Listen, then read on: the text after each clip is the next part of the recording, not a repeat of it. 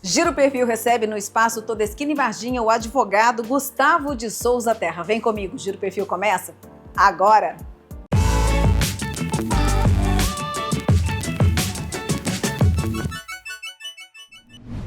Bem-vindo ao Giro Perfil, Gustavo. Bate aí, obrigada por topar essa entrevista. Eu que agradeço, Alessandro. Sempre um prazer. Tenho certeza que vai ser prazeroso estar aqui nesse momento com o Giro Perfil. E você, Gustavo, já tem 20 anos na área da advocacia, certo? 23 anos. 23 anos na 23 área. anos. Assuntos dentro da sua área é um leque aberto. E a gente trouxe aqui alguns pontos que serão explicados por você de uma maneira sucinta, mas que vale como alerta para quem não tem um pingo de noção e precisa ter sobre. Vamos começar com a área do home office? Vamos. Que todo mundo, depois da pandemia, começou a querer estar mais em home office pelo conforto de estar em casa, mas muita gente não sabe o quanto isso é arriscado se não tomar as medidas corretas. Sim. Bom, quando falamos então no home office, quais são os principais cuidados que a empresa deve ter para não transformar essa modalidade em risco trabalhista?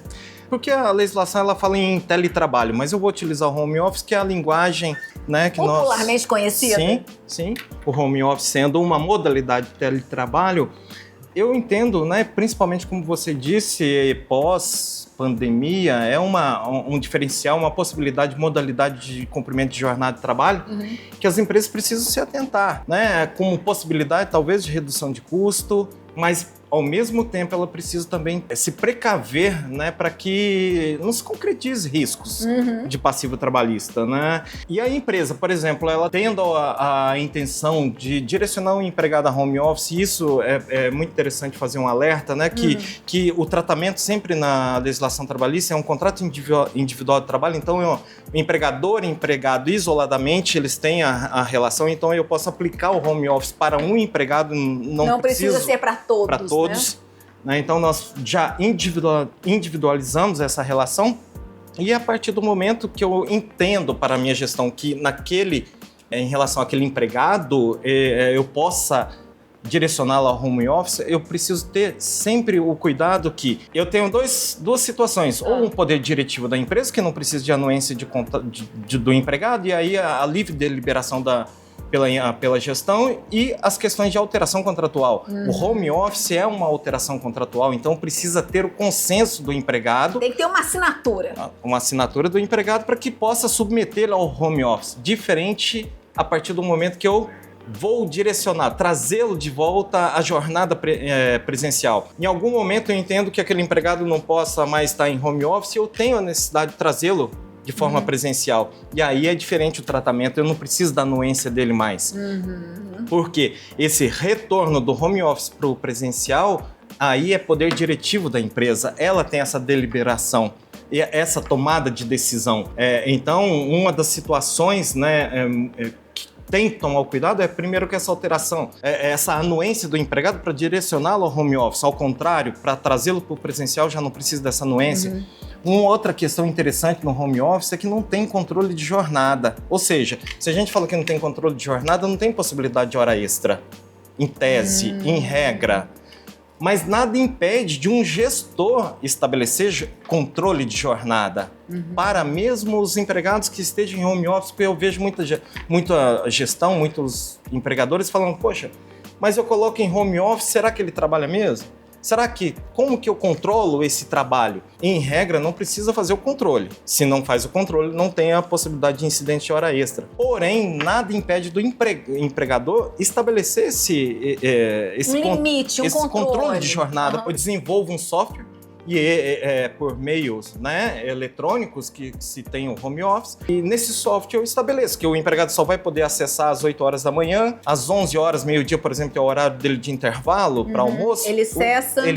Ele interrompe, só pode retornar às 13 horas. E automaticamente às 8 horas ele cai esse sistema, ou seja, eu faço um controle de jornada onde o empregado ele vai estar ali, né, exercendo a sua atividade naquele período, mas ao mesmo tempo não tem a possibilidade de incidir hora extra, porque o próprio... Tem o começo, tem o meio, tem o fim. E o próprio sistema, ele interrompe. Eu imagino que quem trabalha em home office né? Tem que ser uma pessoa extremamente profissional e extremamente dedicada. Eu não sei se todo o povo brasileiro está preparado para ser tão profissional assim. Eu acho que não seria a minoria, mas também não é a grande maioria que eu enxergo que esteja preparado para encarar, de fato, um trabalho como em home office, né, de uma maneira muito profissional. Mas fica essa dica que eu acho bacana. Bom, alterações contratuais, elas são inevitáveis em alguns momentos. O que diferencia uma mudança válida de uma que pode ser considerada lesiva ao empregado? A primeira situação é que toda alteração contratual ela precisa do mútuo consentimento, ou seja, da concordância do empregado. Se não tiver a anuência do empregado, nada acontece. Porque se acontecer uma alteração contratual sem anuência do empregado, aquela alteração vai ser declarada como nula.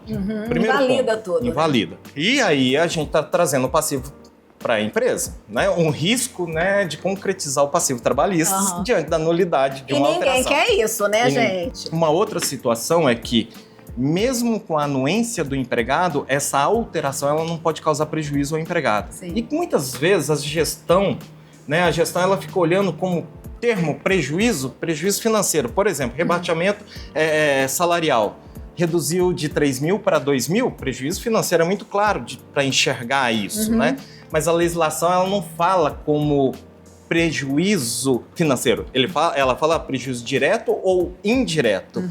E aí o direto a gente consegue enxergar muito bem quando impacta, né, no valor ali no prejuízo financeiro.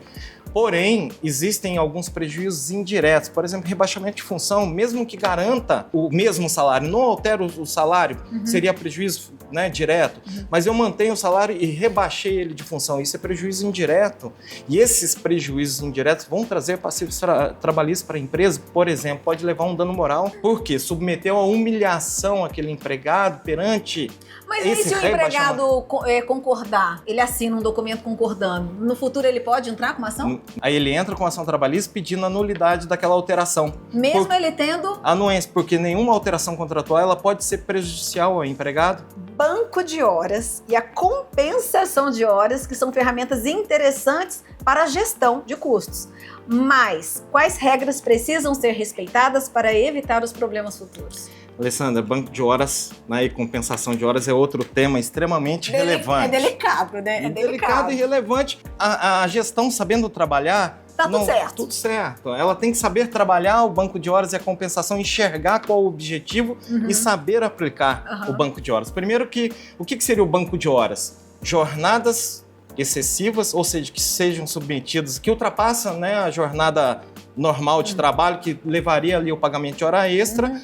A empresa ela estabelece ali um sistema eletrônico de banco de horas e compensação e ela enxerga que, ao invés de pagar a hora extra, ela direciona essas horas sobressalentes para um sistema eletrônico que vai direcionando essas horas positivas. Da mesma forma, pode ser trabalhado nas horas negativas. O empregado ele atrasou, ele faltou ao trabalho. A empresa, ao invés de descontar do salário, ela joga essas horas negativas no banco de horas para que possa equalizar. E tá tudo certo. E tá tudo certo. E a empresa, ela vai trazer isso como benefício para ela, porque ela não tá ali naquele momento desembolsando com o pagamento de hora extra. Ela Lembrando que a gente tudo tem prazo, e tem um prazo de 6 meses para equalizar esse banco de horas, podendo ser estendido se tiver uma previsão em convenção coletiva, e aí pode ser estendido até 1 ano, fazer essa equalização. E aí muito se questiona, Alessandra, mas tem banco de horas e o empregado vai ser demitido ou foi demitido? Sem problema algum também, na rescisão,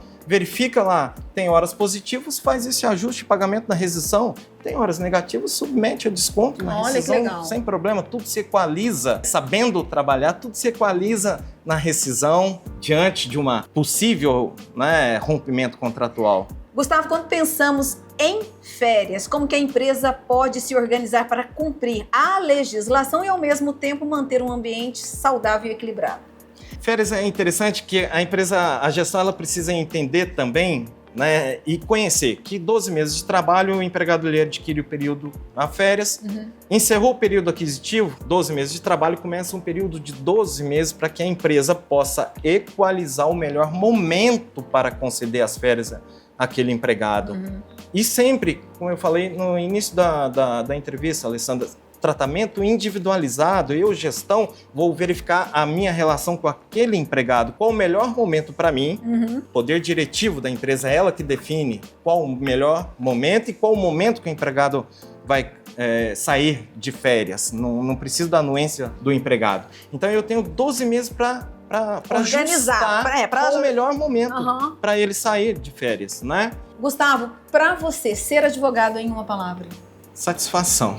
E quando você resolve um problema, seja para o empregado, seja para o empregador, em uma palavra para você? Realização. Com certeza. Para quem quiser saber mais sobre os assuntos que foram abordados aqui hoje, onde é que te acha, qual o telefone, qual rede social, conta aí pra gente. Redes sociais, né? @Terra Advocacia, tanto no Instagram como no Facebook, no escritório, o site também, www.terraadvocacia.adv.br. Lá vão estar disponíveis todos os meios, né, de contato, telefones, endereço, para que possam entrar em contato, fazer o contato. Ô, Gustavo, quero muito agradecer sua vinda aqui no Giro Perfil. Como forma de agradecimento, Todeskine, Giro Perfil e Paneteria Especial, a gente quer te mimar, eu posso te mimar? Claro. Pode mimar, né? Vai ser um prazer, vou ficar... Da nossa casa Todeskine para a sua. Obrigado, Alessandra. Eu tenho muito a agradecer a você, ao Giro Perfil, a Todeskine, a Paneteria. E estarei sempre à disposição. Espero ter esclarecido algumas questões, contribuído, né, para o seu público. Com certeza você vai despertar muito interesse em muitas coisas que as pessoas acham que sabem, na verdade precisam se aprofundar com um profissional correto da área. Estarei sempre à disposição. Gratidão, Alessandra. Maravilha, bate aí, super. Giro Perfil vai ficando por aqui. Muito obrigada pela sua companhia. Continue nos acompanhando através do meu blog, alessandraespanha.com.br. Gostou desse giro? Curta, comente e compartilhe. Eu espero você no próximo giro. Beijo!